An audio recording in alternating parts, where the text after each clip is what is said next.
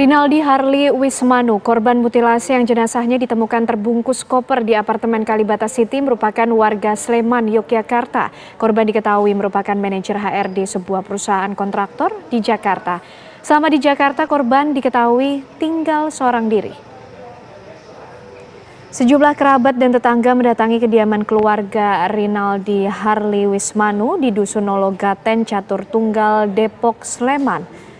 Keluarga hingga kini masih menunggu informasi resmi dari kepolisian di Jakarta mengenai kematian Rinaldi. Ibunda korban, Sulistiani, belum bisa memberi keterangan resmi kepada awak media karena masih menunggu hasil tes DNA. Jenazah Rinaldi saat ini sudah dibawa ke Yogyakarta untuk dimakamkan di TPU Nologaten, Catur Tunggal, Depok, Sleman.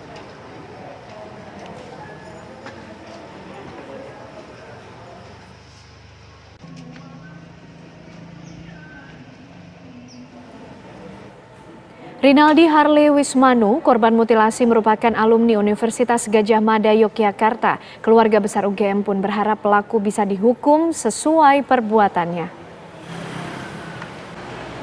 Keluarga besar Universitas Gadjah Mada, Yogyakarta berduka. Salah satu alumninya, Rinaldi Harley Wismanu, ditemukan tewas dengan kondisi mengenaskan. Tubuhnya dimutilasi dan dimasukkan dalam koper. Jasadnya ditemukan di apartemen Kalibata City, kamar lantai 16, Tower Ebony. Kabag Humas dan Protokol UGM, Iva Aryani, mengatakan Rinaldi tercatat sebagai alumni jurusan Sastra Jepang angkatan 2006, Fakultas Ilmu Budaya. Keluarga besar UGM menyampaikan rasa duka cita dan berharap pelaku bisa dihukum setimpal sesuai perbuatannya. Jadi benar terkonfirmasi bahwa atas nama Rinaldi Harley Wismanu itu adalah tercatat sebagai alumni Universitas Gadjah Mada dari Fakultas Ilmu Budaya tahun 2006 dan mendengar berita yang ada tentang Rinaldi Harley Wismanu, maka keluarga besar Universitas Gadjah Mada turut berduka cita. Kita kaget, kita sedih semua berduka cita atas apa yang telah terjadi pada Rinaldi, dan kita semua mengharapkan semoga Rinaldi bisa mendapatkan tempat terindah di sisi Tuhan. Keluarga yang ditinggalkan juga diberikan kesabaran, serta kita berharap agar kasus ini bisa terungkap dan pelaku bisa dihukum sebagaimana mestinya. Polisi memasang garis polisi di sebuah rumah di daerah Permata Cimanggis, Tapos, Depok, Jawa Barat.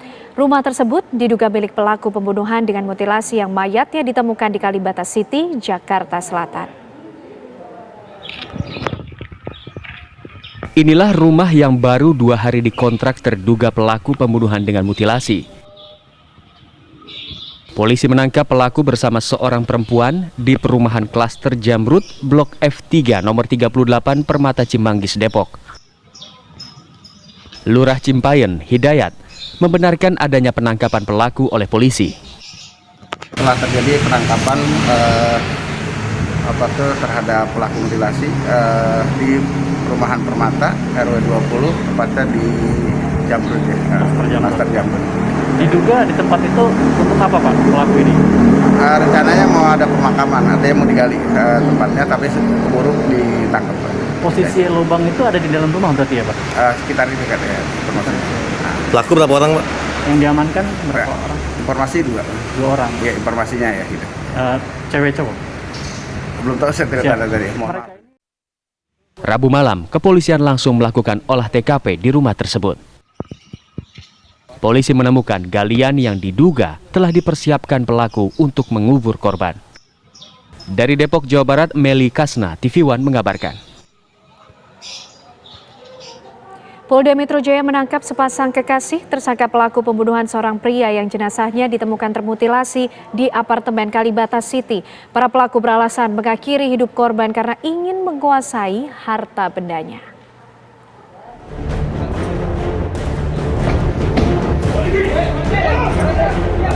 Polisi menangkap sepasang pria dan wanita dalam sebuah rumah di Kompleks Permata Cimanggis, Depok, Jawa Barat. Mereka adalah tersangka pelaku pembunuhan terhadap seorang pria yang jasadnya ditemukan termutilasi di apartemen Kalibata City. Saat ditangkap, pasangan tersebut mengaku sebagai kekasih. Keduanya diidentifikasi sebagai Jumadil Al-Fajri dan Laili Atik Supriyatin. Polisi kemudian membawa keduanya ke lokasi penemuan jenazah korban. Di hadapan tim penyidik, kedua pelaku menjelaskan bagaimana mereka menyimpan jenazah korban yang sudah dalam kondisi terpotong-potong. Pembunuhan terhadap korban dilakukan di dalam sebuah apartemen di Pasar Baru, Jakarta Pusat. Sebelumnya, pelaku wanita berkenalan dengan korban melalui aplikasi daring. Pelaku berpura-pura mencintai korban untuk kemudian menghabisi dan menguras hartanya. Pelaku kemudian membujuk korban untuk datang ke lokasi eksekusi. Terungkap juga, para pelaku berencana mengubur jenazah di halaman belakang rumah yang menjadi lokasi penangkapan mereka. Polisi juga sudah melakukan pemeriksaan keterangan. Hasilnya, para pelaku sudah merencanakan pembunuhan korban karena ingin menguasai harta bendanya. Nah, disitulah mereka merencanakan untuk menghabisi korban, ya, saudara RHW tadi, ya.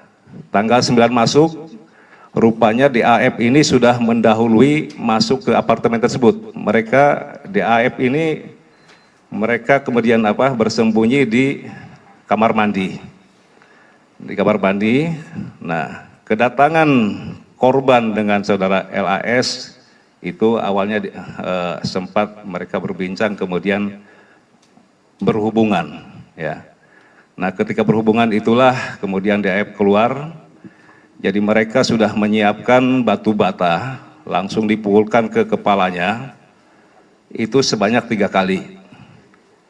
3 kali dipukul, kemudian dia melakukan penusukan terhadap korban itu sebanyak 7 kali. Sehingga korban meninggal dunia. Nah, mereka kebingungan mau diapakan korban ini.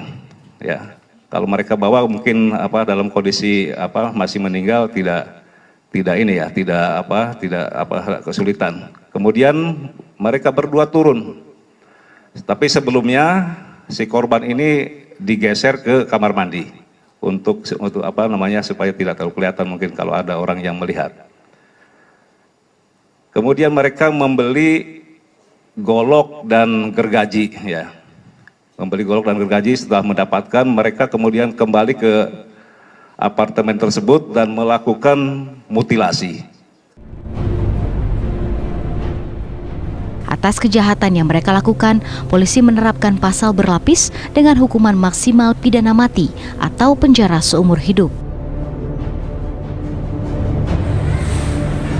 Penemuan jenazah dalam kondisi termutilasi menggegerkan penghuni apartemen Kalibata City, Jakarta Selatan. Jenazah ditemukan dalam salah satu unit di Tower Ebony lantai 16. Saat ditemukan, jenazah terbungkus kantong-kantong plastik dalam sebuah koper berukuran besar. Sebelum jenazah tersebut ditemukan, para penghuni di sekitar lokasi mengeluhkan munculnya bau tak sedap. Korban diketahui bernama Rinaldi Harley Wismamanu, berusia 32 tahun, karyawan sebuah perusahaan konstruksi. Polisi juga menyebut korban dilaporkan hilang pada hari Sabtu 12 September yang lalu. Adik korban melaporkan jika Rinaldi tidak bisa dihubungi sejak Rabu 9 September 2020. Rinaldi tidak ditemukan di apartemennya di Jakarta Pusat maupun di tempat kerjanya. Dari Jakarta dan Depok, Jawa Barat, tim TV One mengabarkan.